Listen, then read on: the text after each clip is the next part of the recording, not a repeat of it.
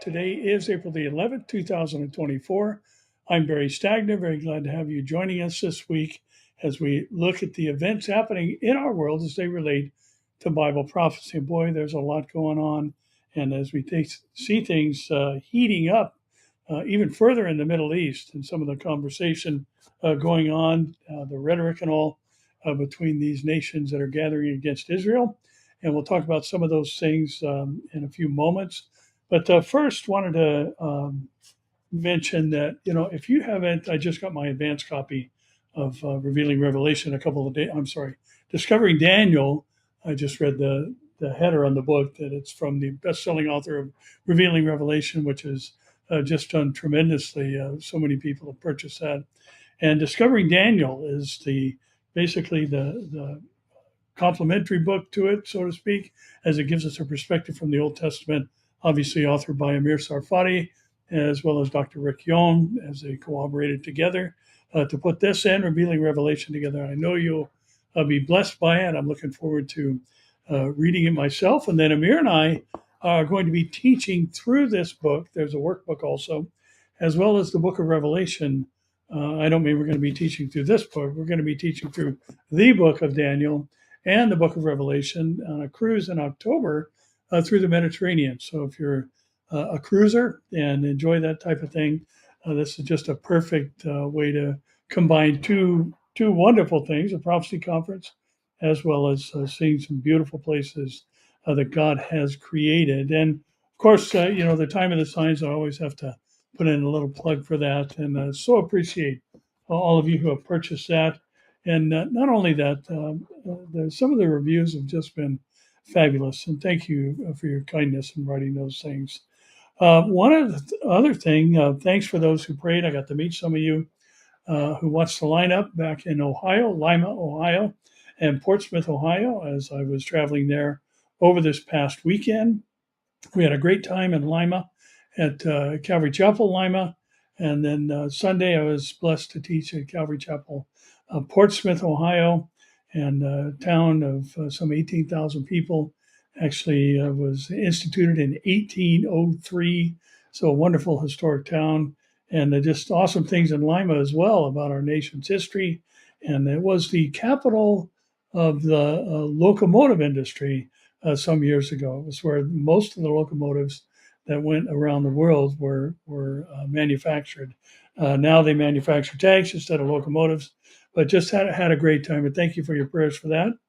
And then this Saturday, we will be in Prescott, Arizona. And if you're in that area, you can go to the Prescott, Calvary Chapel Prescott, or Calvary Chapel Day Spring is the name of the church, and Pastor Al there. And the address, web address is CCDCCV. That's Charlie Charlie David, Charlie Victor.com. And you can still sign up. There's some room. It's being held at a middle school multi-purpose room, I believe. And there's still available seating. So if you'd like to come, it'd be great.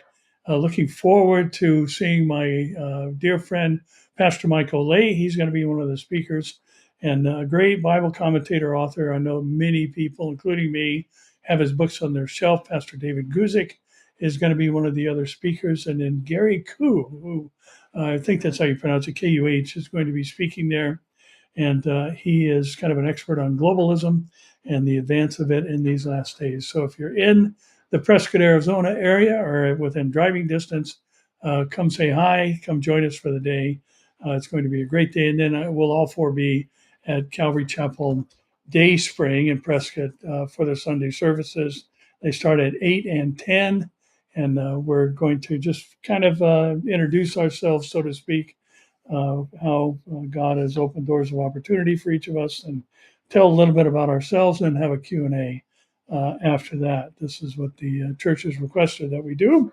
So it'll be a great weekend together. So again, that's CCDCCV, V as in victory.com, and you can register there. So hope to see some of you there. It's actually the church my sister attends, and they're very excited about this event. And so we're going to be blessed to be there. Well, lots going on, and our first story is obviously a bit troubling. And the Hill is the source of the story. And the headline reads Hamas says it does not have 40 Israeli hostages to trade in ceasefire deal. Hamas has told negotiators it does not have 40 Israeli hostages, and the number we keep hearing that remain in captivity are 133. Now they're saying they don't even have 40.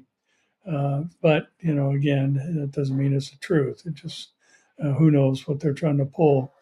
But they've told negotiators that they do not have 40 Israeli hostages that it can release as part of a temporary ceasefire deal with Israel, a source familiar with the talks confirmed to the Hill. The admission raises questions over how many of the remaining hostages kidnapped on October 7th are alive and who is holding them. Israel, as I said, says 133 hostages out of the more than 240 abducted that day, mostly Israelis and dual nationals, have yet to be released. The Biden administration is pushing a plan to have Israel and Hamas agree to a 6 to 8 week ceasefire that is contingent on Hamas releasing hostages, a group that includes older men, civilians, both male and female Israeli soldiers, who have been held now for 187 days. And I think this is yesterday's story, so this will be 188 days at the time of this airing. The Israeli Prime Minister's office told reporters that of the 129 hostages from October 7th, at least 33 are dead.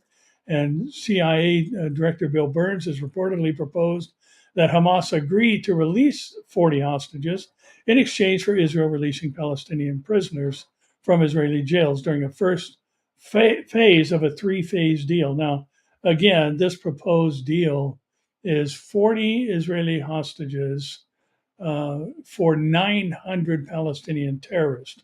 40 Israeli innocent citizens who were just living their lives or going to a concert in exchange for 900 terrorists. And again, you see Israel's value of life and even a willingness to come to a table and discuss such an exchange with that particular ratio.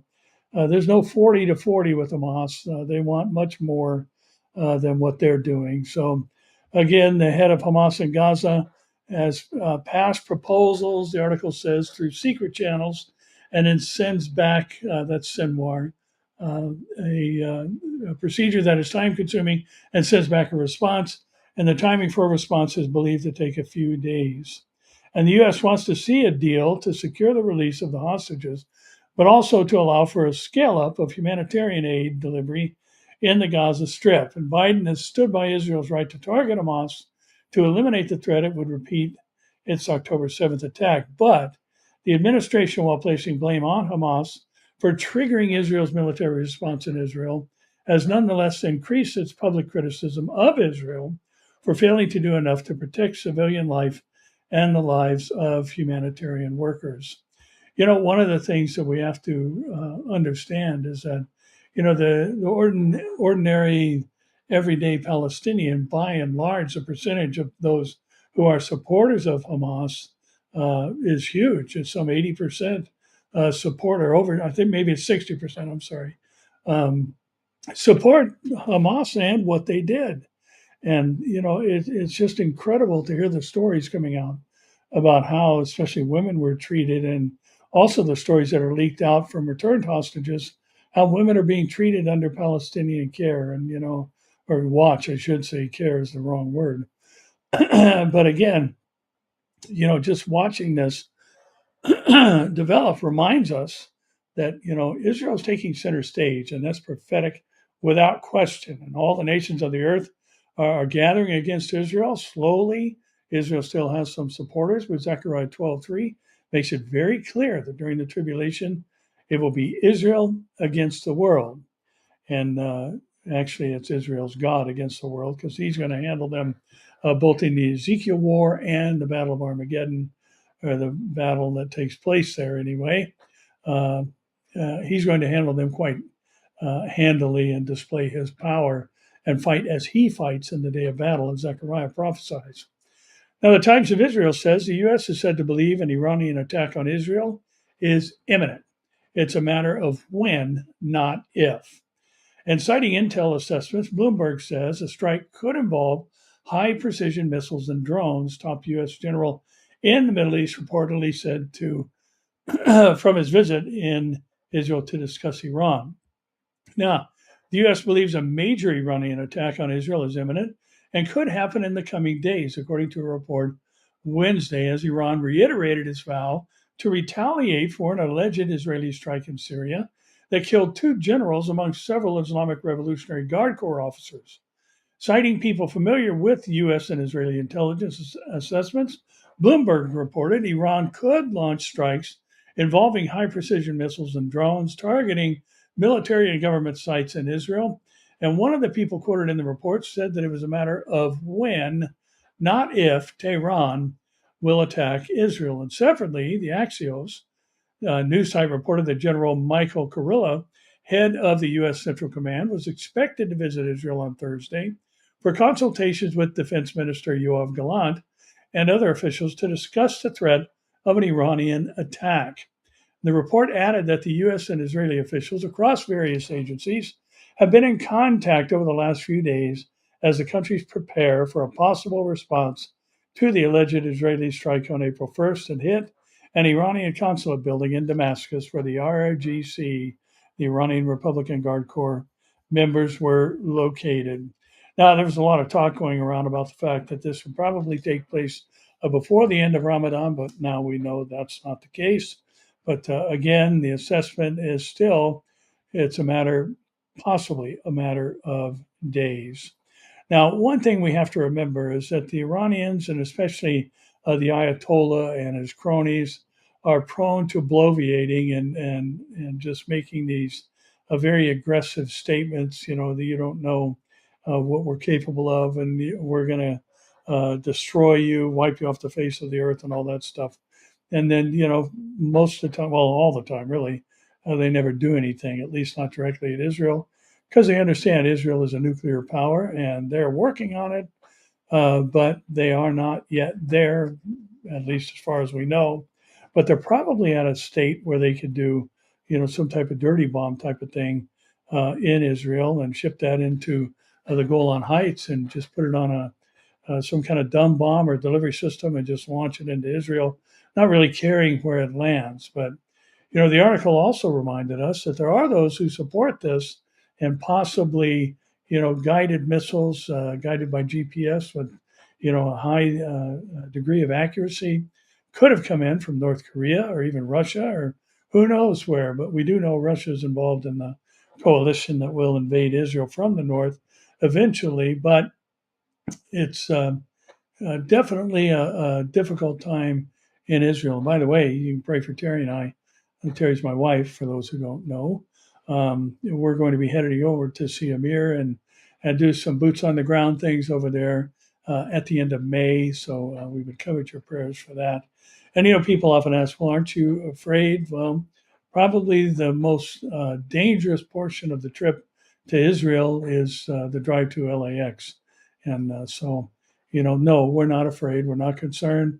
The Lord has us in his hand, and he has told us to make our days count. And I believe, we want to be there. And Amir has very graciously invited us to come and be one of the first that they host in Connect. And we're going to do some Q&As and other things there and give some updates. And I believe he is going to interview Terry and I. And so we'll be really blessed as he's not been traveling. So, we usually run into each other somewhere in the world and get to spend some time together and teach together. So it'll be great to be over there. So keep us in prayer. End of May, early June, we'll be traveling. The Times of Israel says Israel threatens a powerful response in Iran's territory if it attacks from its own soil.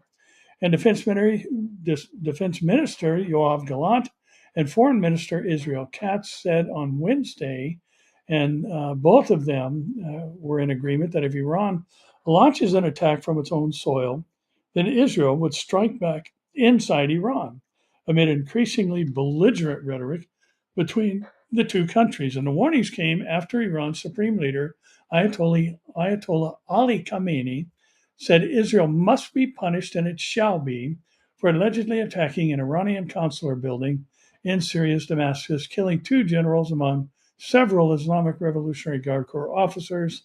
And the IRGC is a U.S. designated terrorist organization. Khamenei said that in bombing an embassy site, Israel attacked our territory. And speaking to troops at the Iron Dome Air Defense System battery in northern Israel, Gallant said any attack on the country would face a strong defense before a powerful response in its territory. And in this war, we are being attacked from more than one front, from different directions, rather.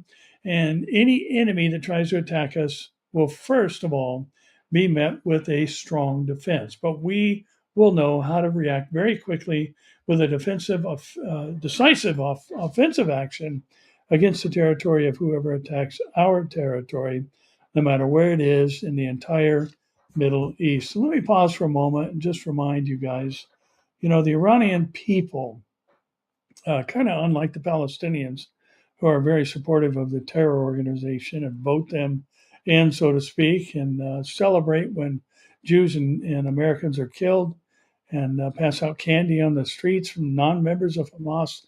This is reaction within the Gaza Strip. But the Iranian people, the general populace, is not like that.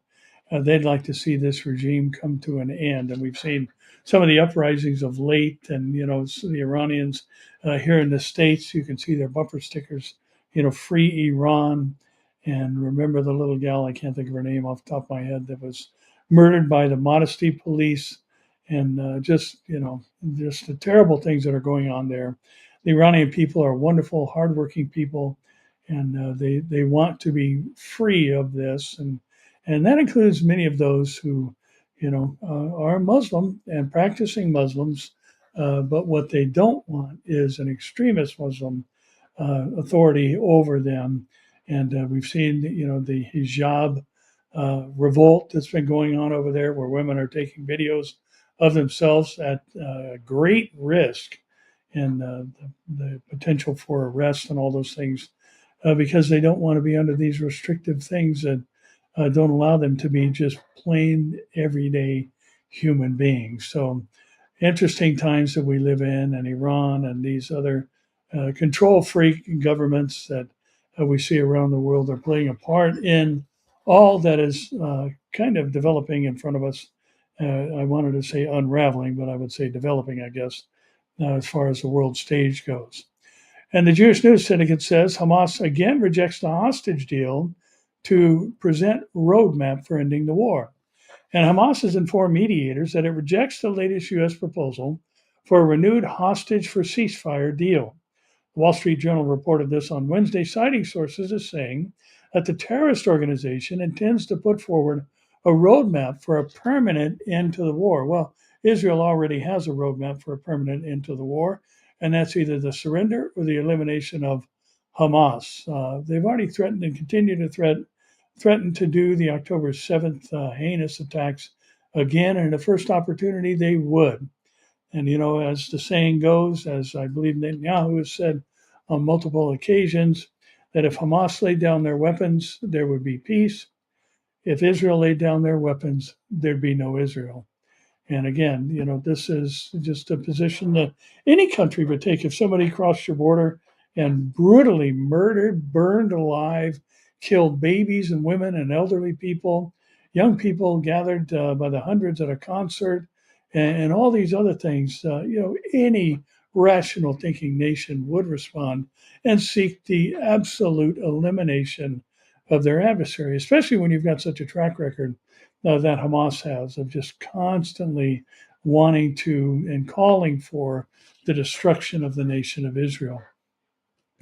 We cited this a moment ago, but the U.S. would have seen Jerusalem release 900 terrorist prisoners, including murderers, in exchange for 40 hostages. Now, this is just illogical, but, as has been said, the Palestinians never miss an opportunity to miss an opportunity. And again, 900 of their own terrorists, 900, including a group of murderers, and in exchange for just 40 Jews. And again, as I said at the outset, that says a lot about the value that the Jews have for human life, that they would exchange that many of those who seek their demise for just 40 of their citizens. But again, pointing back to the first story, Hamas says, well, we don't have that many. And I don't even want to think about the reason for that statement, but I think our minds all go there instantly. And the Associated Press is reporting that Turkey and Israel engage in a tit for tat as relations deteriorate further. And again, I think we have to draw attention to the fact that what's been going on with Turkey. We mentioned a story about this last week. But what's happening with Turkey? What's happening with Iran? These are two of the main players, and everybody talks about Russia. I think just because of its size and might. But when you go through the nations that are named, or the descendants of Noah, actually that are named in the Ezekiel war scenario, you go back to the table of nations and find that these are descendants of Noah and his sons. And the interesting thing about it is most of these geographic regions represented by the names of these descendants of Noah are modern day Turkey. So it's very possible that Turkey could kind of lead the charge in this thing because there's so much said about them in that just that understanding of who the nations are that are named by the descendants of Noah. So it could be Russia takes center stage just because they're big and bold and all of that stuff. But it's going to be interesting to see. And I've said this many times, and I'll repeat it again. I think we could see during the church age the beginning of the Ezekiel war. I think we could see Isaiah 17:1 happen, where Damascus becomes a ruinous heap. It becomes uninhabitable, which I think implies very possibly some type of nuclear device or a chemical weapons cache that's blowing up that does not allow anybody to just basically pollutes the area to a degree where people cannot live there. And or it could be that Iran tries to slip in some type of nuclear device into Damascus, which that's why we see so many sorties flown by Israel into Damascus and taking out truckloads of parts and weapons that Iran is shipping into Syria. And it could be that some type of nuclear explosion takes place and Damascus becomes that uninhabitable thing. But whether or not we're going to see it, what we do know is that before God pours out his wrath on this earth, the church has to be gone. I mean, that's just mandatory. It's not a negotiable element. We are not going to be here for half of the tribulation. And I think the biggest argument against the pre-wrath position, the mid-trib position, the post-trib position is that the tribulation is the 70th week of Daniel.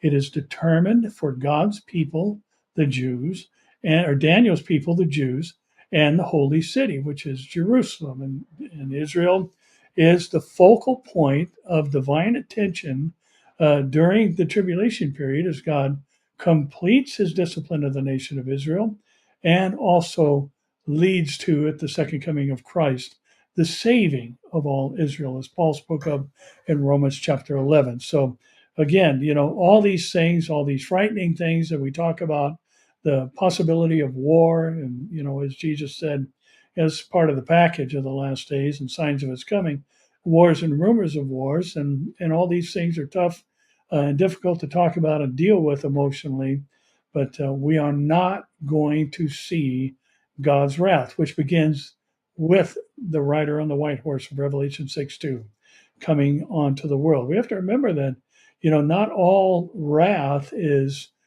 catastrophic, cataclysmic events like we see deep in Revelation. As the Lord said about the rebellious people in the wilderness wanderings, I swore in my wrath they will not enter my rest. And that's, the consequential wrath of God. And, I think we're going to, see some of that early on. People want somebody that will lead the world into a time of peace, and God's going to allow it. And this guy's going to ride on to the world scene because it's what the world wants. They want somebody, a centralized form of government. We see all these moves towards globalism. People today want government to just hand them everything that they need. And that's why socialism is very popular in these last days, especially with young people. debt forgiveness and all these other things are just precursors to this guy coming in, I believe, after the rapture. Well, um, yeah, I'll just leave it at that. I believe after the rapture, and he's going to be the man with answers. And Daniel 11 says that he's going to deceive the world with intrigue. And that intrigue means smooth or slippery speech. It's going to be a smooth talking, ultimate charlatan that takes over the world. Well, Turkey had already stopped. Let's get back to our article. Turkey had already stopped sending Israel any goods that could be used for military purposes. And Israel said it would respond to the measures with its own restrictions on imports from Turkey. Turkey and Israel announced tit for tat trade barriers on Tuesday as relations between them further deteriorated amid the Gaza war.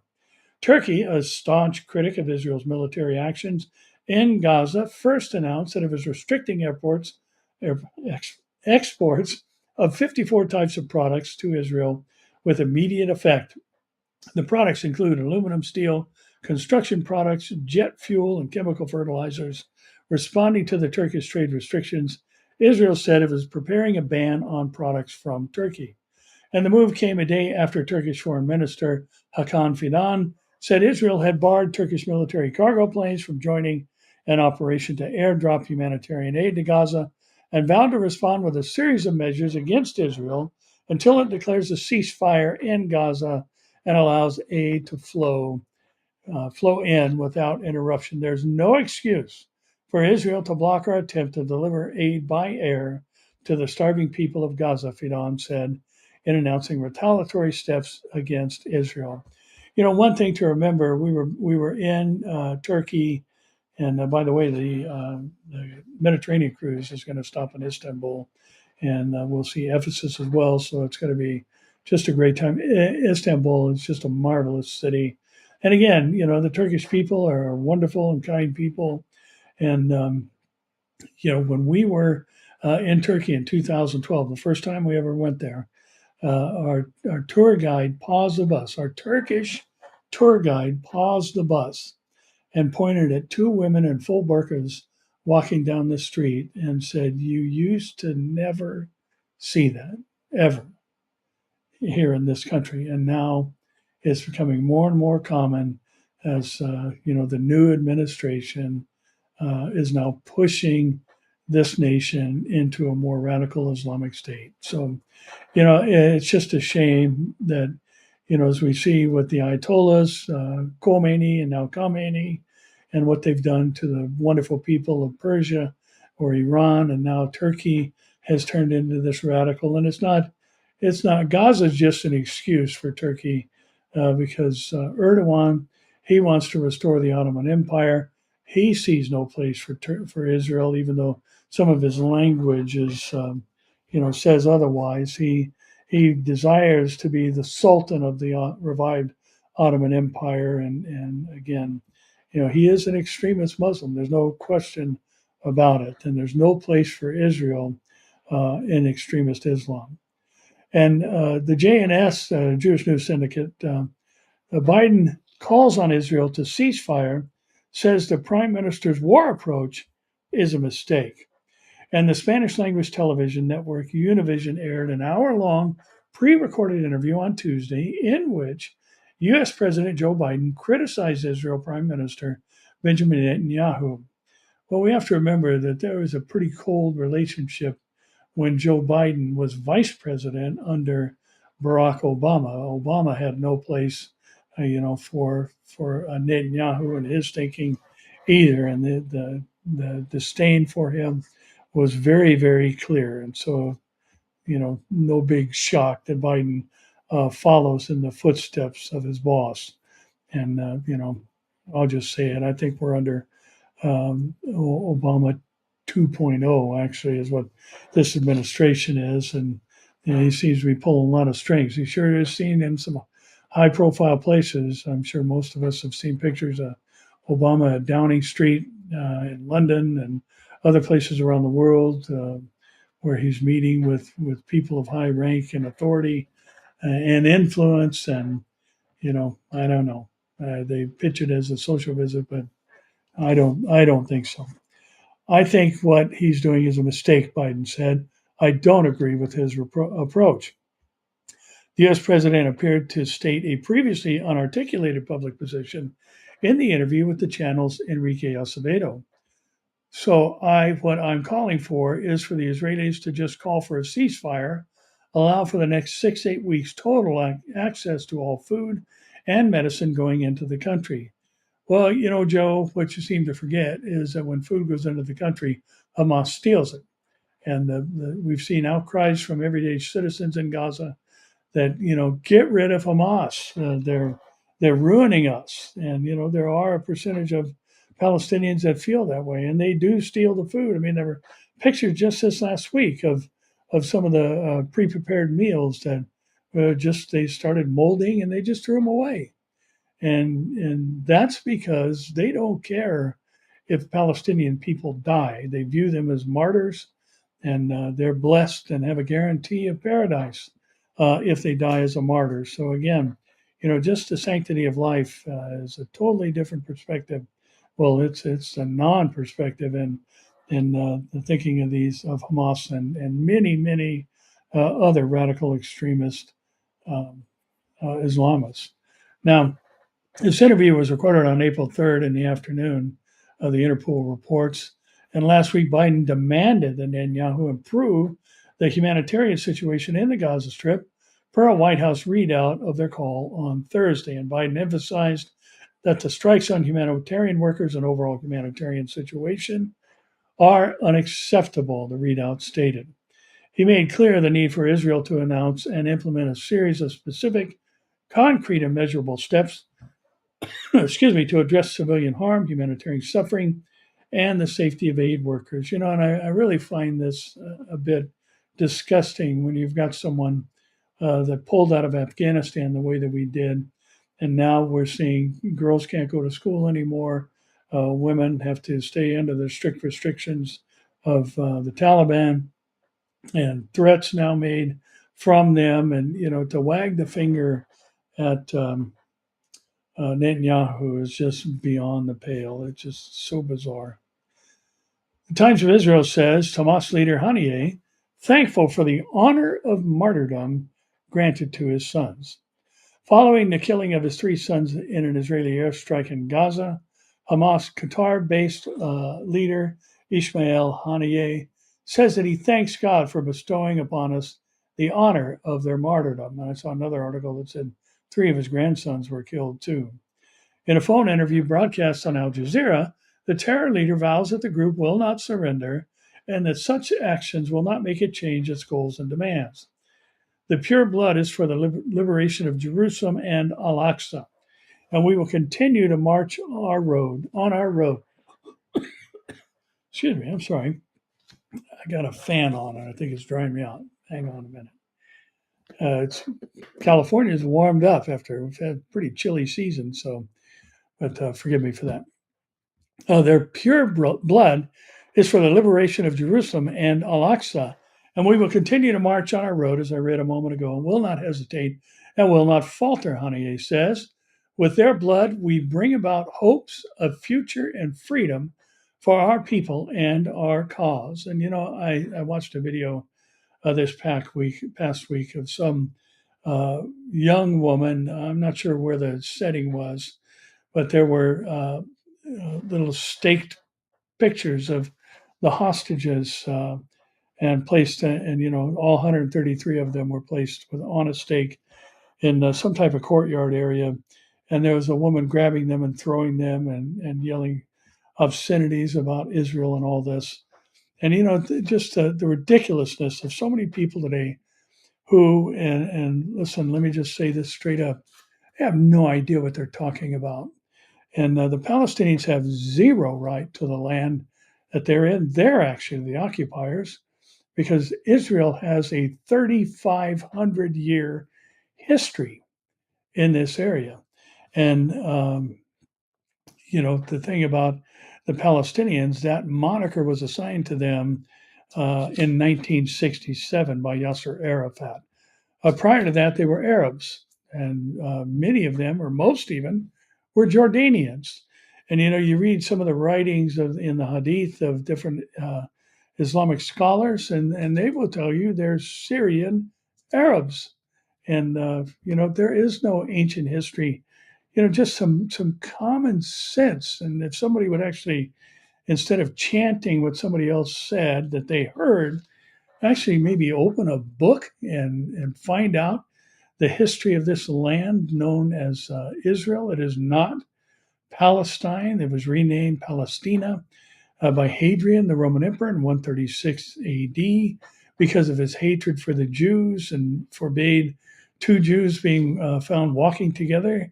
He forbid the use of the word Jew and killed tens of thousands of Jews because of his hatred for them. And remember, Palestine is the Latinized form of the word Philistine. And the Philistines were from somewhere out in the Aegean. And, there's arguments that they're actually from Crete, the Isle of Crete. So what that means is they are not Arabs. And these modern Palestinians are absolutely Arabs. And, here, if there's such a burden for these people, why don't some of these massively huge, far larger than the nation of Israel countries, Arab countries, open up their borders to them? Because they're using them as pawns, and that's it. They're using them as a way to turn the world against Israel. Satan is behind it. There's no question about it, and they have no concern for life. And when you can say, I thank God for bestowing upon us the honor of my sons, 3 of my sons' martyrdom, there's something wrong with your thinking. And, again, thankfully, we don't trust in our own death to get us into heaven. We trust in the death of an innocent one who died for the sins of the whole world. And that's what we can thank God for. But it's a completely different mindset. And, this whole, queers for Palestine thing. I mean, come on. Why don't you go to Palestine then, as you like to call it, and see what it's like to be a queer there?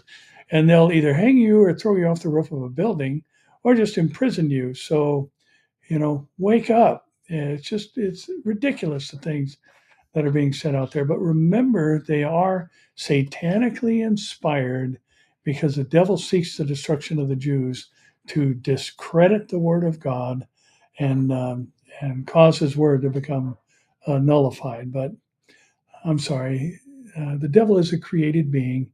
He is not God's evil twin. And he's not Jesus' spirit brother either, as the Mormons say.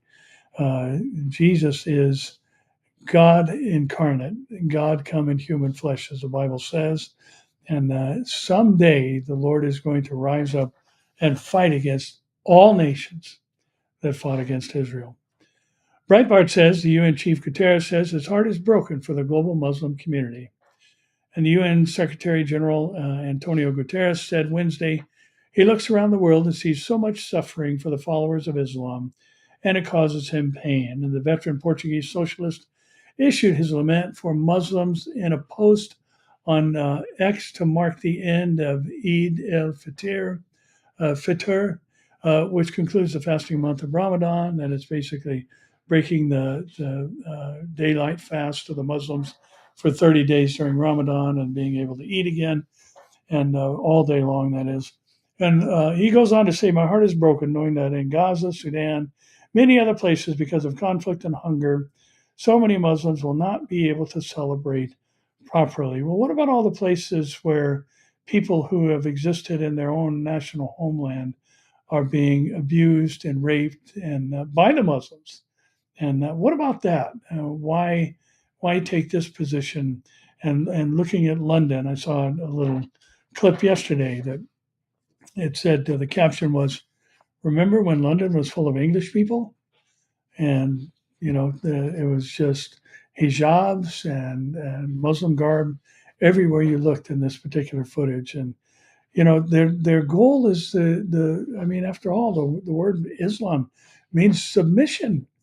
And that is what they want, the world to submit to them. And again, just this ignorance and just unawareness. I don't know what else to call it without just saying stupidity of people in places of power is just, it's disgusting. And I think we should all feel that way.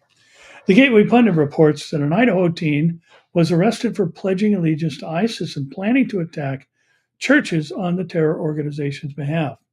Now, I'm sure some of you are aware of this, but I believe probably most are not. But the FBI issued an alert to all law enforcement agencies in the country about Easter Sunday.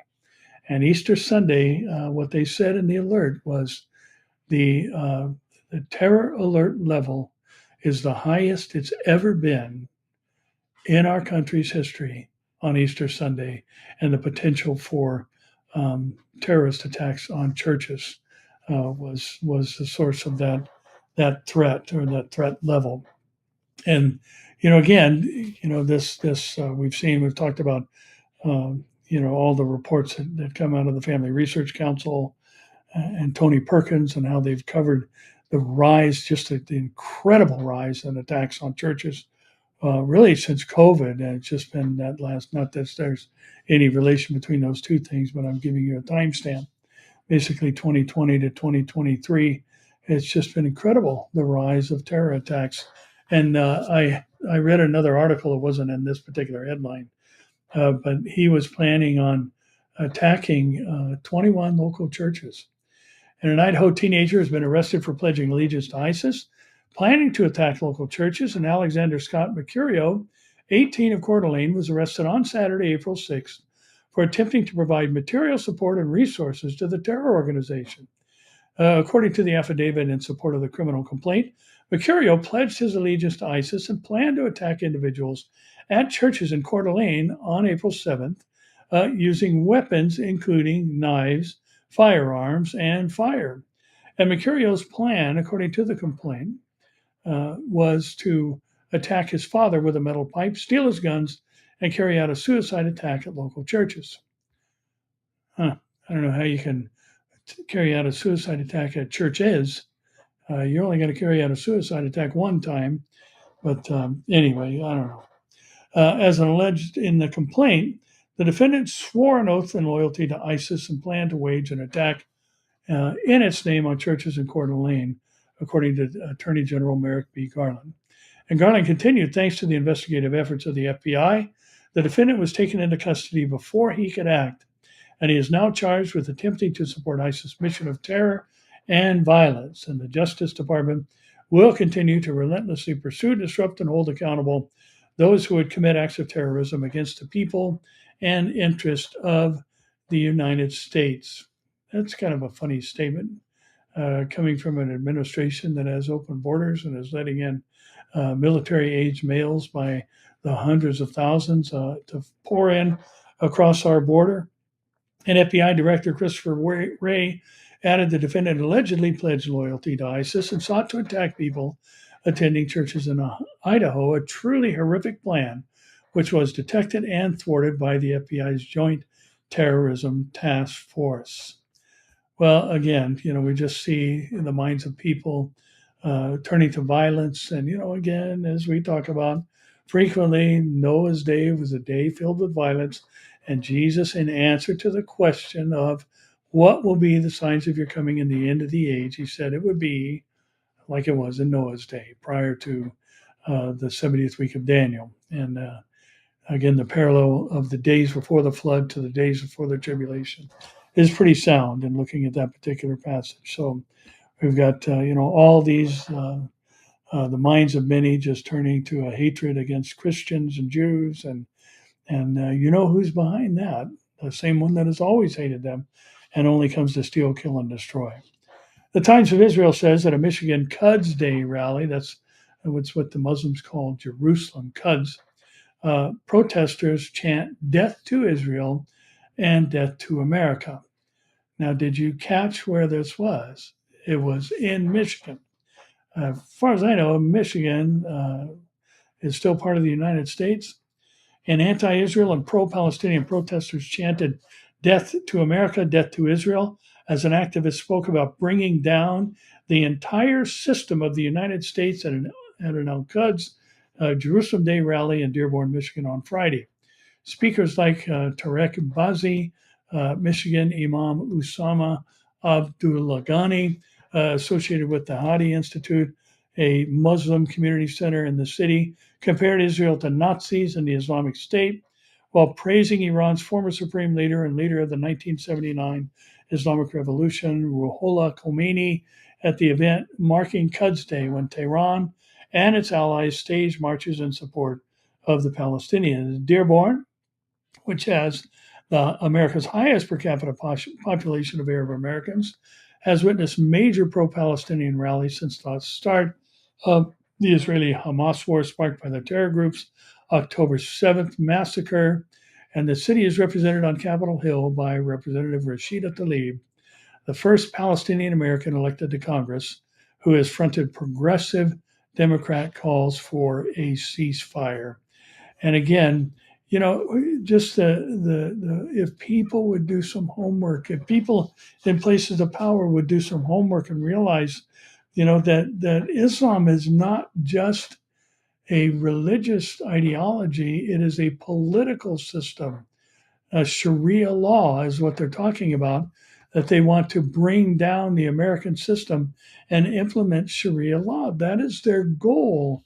And that's what the end game is for them until they are in control. And, you see, I think one thing for us to remember is that when the Ottoman Empire was dismantled and broken up into 10 nations, there was a country called Lebanon that was designated as the home for Arab Christians. Now, is that true now? No, it's not. It is not all the people there, obviously, but it's the base camp for Hezbollah. And, the Muslims have taken over the country. Why?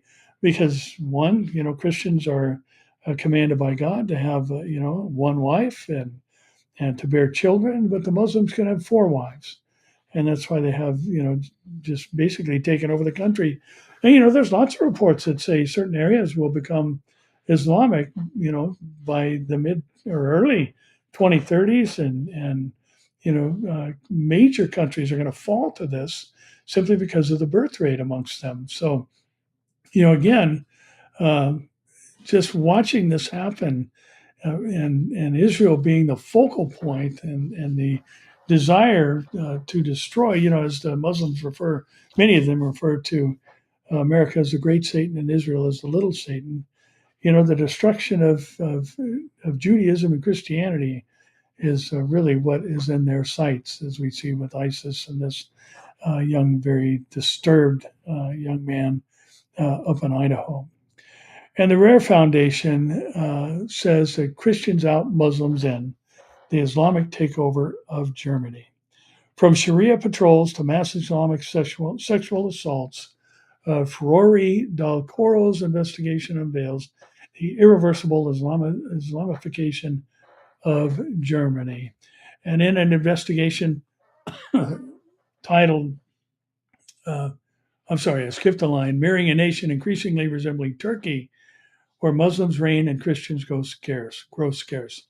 In an investigation titled The Cities That Surrender to Violent Islam, Italian news program Furore Del Coro journeyed to Germany to delve into the Islamification of the country. And this troubling report exposes the realities of the Islamic migration and its profound impact on German society. From the streets of Cologne, once the bastion of Catholicism, to the mosque funded by Islamic organizations like the Turkish Islamic Union for Religious Affairs, viewers are confronted with the undeniable transformation underway, with a third of German Muslims calling Cologne home, and the influence of foreign-backed Islamic associations on the rise. The report reveals the depth of this cultural shift. Some 2/3 of Germany's 5.6 million Muslims are of Turkish origin, making them the largest Turkish community outside Turkey and Germany's largest immigrant group. And the DITIB is more than a religious organization.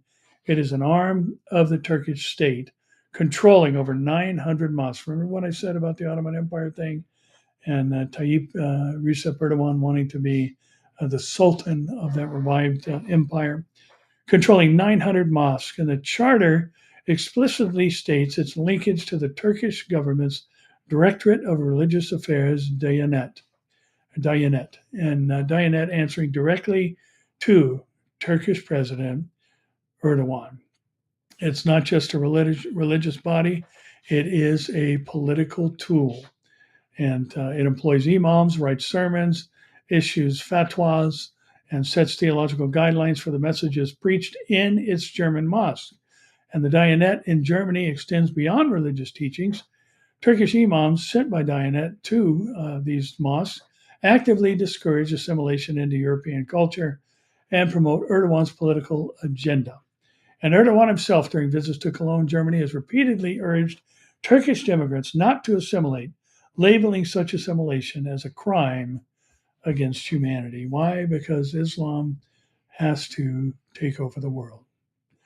And, just looking at some of the things happening as we kind of wrap things up here, um, the weakness of leadership around the world, and especially in our country, is just discouraging and disheartening. But God is still on the throne, and weapons formed against us won't prosper. And Isaiah says, when we pass through the waters in chapter 42, he says, when we pass through the waters, he will be with us, and they will not, and through the rivers, they will not overtake us. And when we walk through the fire, we shall not be burned, nor shall the flame scorch us, for he is the Holy One of Israel, our Savior. And this is why we can say with confidence what Paul wrote in 2 Timothy 1:7, that God has not given us the spirit of fear, but of power, love, and of a sound mind. And here's what I was mentioning a moment ago. The politics brief says, Arizona Attorney General says she won't enforce state Supreme Court ruling banning abortion. So again, I'm going to do what I want. And this is interesting because that's what Daniel chapter 11 says the Antichrist is going to do. He's just going to do what he wants. He's not going to follow after the guidelines of any international community.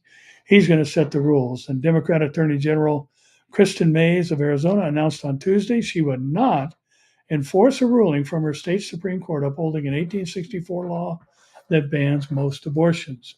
And the only time that they will allow abortion according to this 1864 law is when the mother's life is in peril. And, that for a lot of people, that's the big question. But, I think the answer is basically, you favor the existing life when, because there's no guarantee what's going to happen with the other. And, it's a horrid decision to have to make. But, the woman's health, I believe, is the only position that we could take where there would be a justification for ending the life of a child. And even that is just awful to think about. But,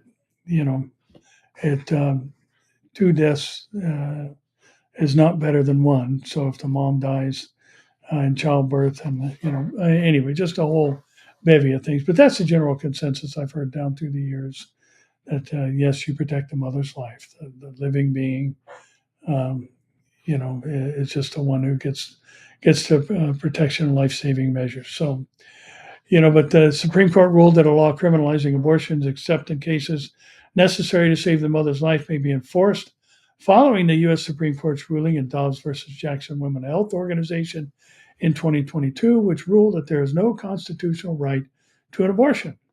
Mays, one of the named parties in the case, subsequently issued a statement on X condemning the decision while claiming that her prosecutors would not enforce the law against doctors and women seeking abortions. And again, this is an elected official that just says, you know what, I'm going to do what I want to do. I'm going to, what I believe is right is what I'm going to do. And, this is very popular right now, being able to do whatever is right in your own eyes. Well, listen, that never works out because what's right in your eyes may not be right in somebody else's. And when that type of thing begins, you start seeing things like even with this very misguided and disturbed kid up in Idaho, you start taking measures into your own hands because anybody that disagrees with you is just flat wrong. And what perilous times we live in, but aren't you glad Jesus is coming?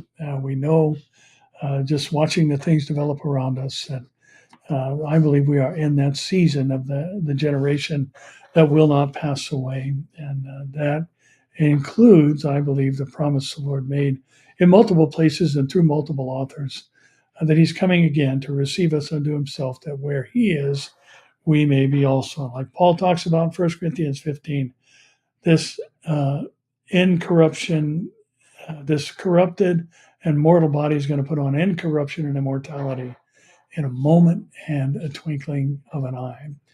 One last thing, and I'll let you go this evening. And again, please pray for us as we head over for this weekend's conference, and hope to meet some of you there. But just a reminder that during the tribulation period, famine is going to strike the world in a way it's never experienced, where a quart of wheat and 3 quarts of barley are going to cost a whole day's pay. And that's basically enough to feed one person. And it costs you one meal, one person, one meal. And the Hill reports that chickens and cattle are hit with a massive bird flu outbreak. And then it poses the question in the headline, will food prices go up? A highly contagious strain of bird flu is ripping through flocks of major egg producers around the U.S., and it's not just chickens being infected. Dairy cows have also tested positive, and one person in Texas is believed to have caught the virus after working with affected cattle.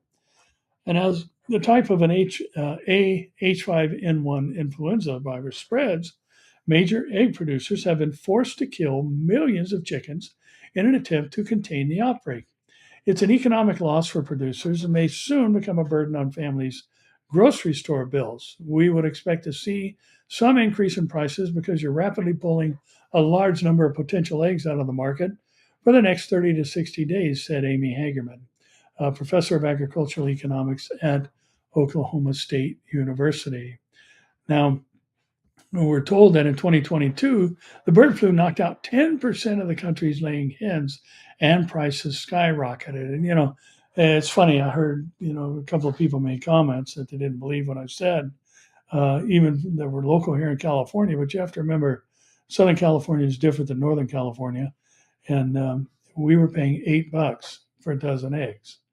And now it says the average price is about $2.99, according to federal data, which is worse than 6 months ago, when a carton typically ran on average nationally about $2, which was better than January 2023, when a dozen eggs cost $4.82 on average. That was the national average. And what drugged that average up is the prices here in California.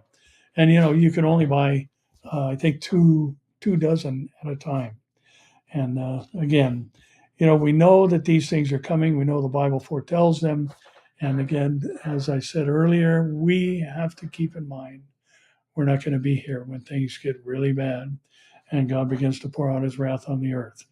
And early in the tribulation, the Antichrist is going to sell his bill of goods to people, but there's still going to be cataclysmic things happening on the earth and through the seal and trumpet judgments. And, because all of the seal, trumpet, and bowl judgments are the wrath of God, we have to remember that the Antichrist is the end result, coming to power, is the end result of Jesus opening the first seal.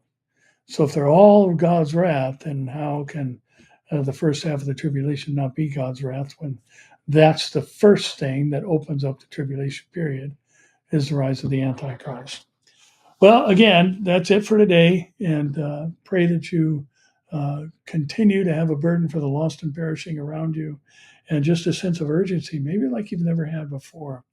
And, we've had just a tremendous prayer times of late, and, our prayer, Passion Week prayer, just saw people that, and I challenged the church, pray for people by name. And we saw the people that were prayed for by name, many of them come to faith in Christ. And we haven't even heard reports from other places or extended family or any of those kind of things.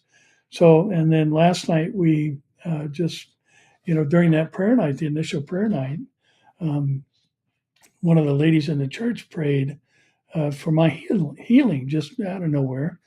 And, nobody knew except for my wife that I had an ulcer or something, and just was really having a lot of trouble in taking Mylantha, which is something that coats your stomach and eases the pain and discomfort. And I was drinking it all day, every day.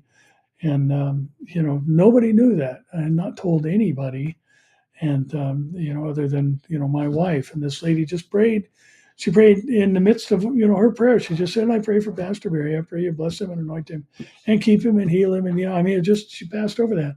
And when she prayed that, I felt my stomach heal. I literally felt it. And I'm not ashamed to share that or make any apology for it. I felt it. I know what happened to me. And I've not drank any Mylanta since then. And that's been a couple of weeks. And God just healed me. So God is healing. And then last night we had a targeted prayer time on the heels of all that we saw God do. And we just asked, people came forward for prayer. We had, wonderful attendance of people just praying for the healing of their friends and family members and loved ones stricken with cancer and all types of other physical maladies. And, my wife, and then we had people come forward who were in the room. We had a time of intercessory prayer, and then we had people come forward in the room and be anointed with oil and prayed for. And my wife prayed for one particular person in our church. And one of the things that she prayed for is she, for months, had an open wound on the bottom of her foot and just was troubling her greatly. And, when those things get infected, they can go through your whole body and, cause massive problems and all the other things associated with an open wound that won't heal. And she got up this morning and texted a picture to my wife of her healed foot, and there's nothing there. So I share this for this reason. Get out the anointing oil and pray for your friends and family members and lay hands on them by the elders of the church, as James chapter 5 says. God is on the move. There's no question about it. And, we're seeing just his wonderful hand move. So pray for those who don't know Christ. Bring people to church and have them be prayed for by the elders of the church and be anointed with oil, because that's what the Bible says to do, and God honors his word. And remember, all the promises of God are in Christ Jesus, yes, and in him, amen. Well, that's all we have for this week. And, got a lot of comments about having Louis on for a moment last week. I love it that so many of you love him and just, you know, are blessed by getting a chance to see his big fat head on camera. And his noggin has to weigh 30 pounds. Which is typical of a pit bull. But anyway, that's the exaggeration. Well, that's it for this week. And Lord bless you and keep you and make his face shine upon you and be gracious unto you. May the Lord lift up his countenance toward you and give you peace. Well, I do know that we'll see you either here, there, or in the air. God bless.